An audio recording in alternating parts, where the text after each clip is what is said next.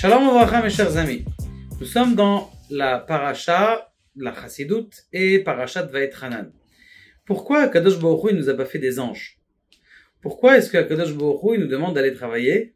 Et pourquoi est-ce que Kadosh Baruch Hu, il se suffit pas ou il ne demande pas de nous suffire que on soit juif dans la pensée, comme il y a plein de juifs qu'on rencontre jour après jour.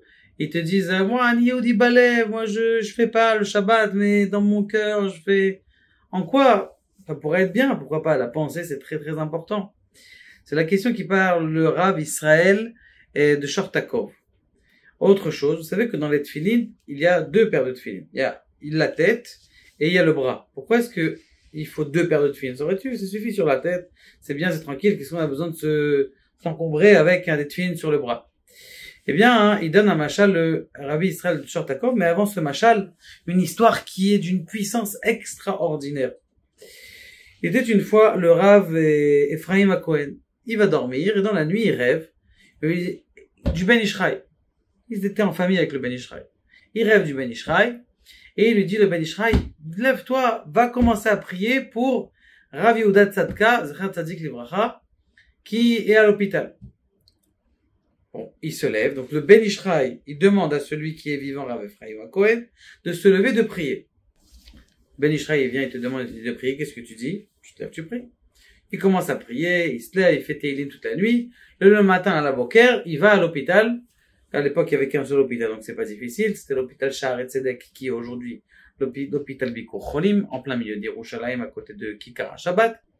Il arrive là-bas et il lui dit, il arrive dans les chambres, il dit, est-ce qu'il y a Yehuda Tzadka ici? Il dit, oui, Yehuda Tzadka, chambre 26. Il va à la chambre 26, toute la famille est là-bas. Il dit, tu savais qu'on était à l'hôpital. C'était son oncle. Il lui dit, écoute, le Ben Ishraï est venu me voir en rêve, et il m'a dit de venir prier pour Yehuda Tzadka. Il a dit, le Ben Ishraï est venu, Baruch Hashem, ça va mieux, hier il était mettre en sakana, maintenant Baruch Hashem, il va beaucoup mieux. Très bien, je suis très content. Shalom à Israël, je vais à la yeshiva, il va à la yeshiva, il a fait son bikur cholim, il s'en va. Le Rav Wertfeugel, il a raconté cette histoire, un de Mashgiar, de l'Eikoud. Il dit comme ça, il dit, écoutez cette histoire, elle est bizarre quand même. Le Rav Ben Ishraï, Rav Yosef Chaim de Bagdad, il est où? Il est dans le ciel. Il est à côté de Dieu. Il peut prier à Dieu, il peut demander directement. Il est parti demander à qui? À quelqu'un qui est en bas, c'est-à-dire un proche de Rav Yehuda Tzadka, qui est potentiellement, qui peut prier. Et qu'est-ce qu'il lui dit de faire? Il lui dit de prier. Toi, prie. Mais toi, prie. Ben Ishraï prie. Pourquoi est-ce que moi, je dois descendre? Qui est sur terre, je dois prier? Il dit ici, Rabbi Israël de Shortakov, écoutez il dit, pourquoi on met deux paires de téphilines? Il dit une sur la tête et une sur la main. Ça suffit pas une sur la tête. C'est vrai que si quelqu'un, il a qu'une paire, que ou la tête ou la main, il met quand même. Mais il faut et se concentrer et se connecter à Dieu, et il faut aussi se connecter à l'acte. Non pas uniquement à la pensée, mais aussi à l'acte. Et il dit comme ça, il dit regardez, il y a du chashmal partout. Il y a de la lumière partout. Je rajoute, il y a des ondes et de la wifi partout. Comment est-ce que tu peux regarder la wifi? C'est uniquement si tu as un téléphone portable. Comment est-ce que tu peux capter la lumière, de l'énergie, du chashmal, de l'électricité? C'est uniquement si tu as une ampoule. Donc il faut un keli, un acte, un ustensile qui soit là à prendre les actes et l'énergie d'Akadosh Baruch Hu. Si t'as pas ce keli, si t'es pas toi là pour prier, on a besoin que toi tu pries pour ton proche. Si tu mets pas aussi les tefilines de la main, c'est quoi les tefilines de la tête? C'est je suis juif dans le cœur, j'aime Dieu, mais je fais pas Shabbat. Comment est-ce que tu fais pas Shabbat? T'es en train de faire quoi là? T'es en train de dire je suis connecté à Dieu, c'est vrai, mais je prends pas l'énergie pour moi. L'acte, c'est ça qui te fait prendre l'énergie. Si t'as pas de portable, même s'il y a des millions de Wi-Fi, elles sont toutes ouvertes, elles sont toutes gratuites, tu pourras pas savoir qu'est-ce qu'il y a, c'est quoi les informations, tu pourras pas avoir le cours aujourd'hui.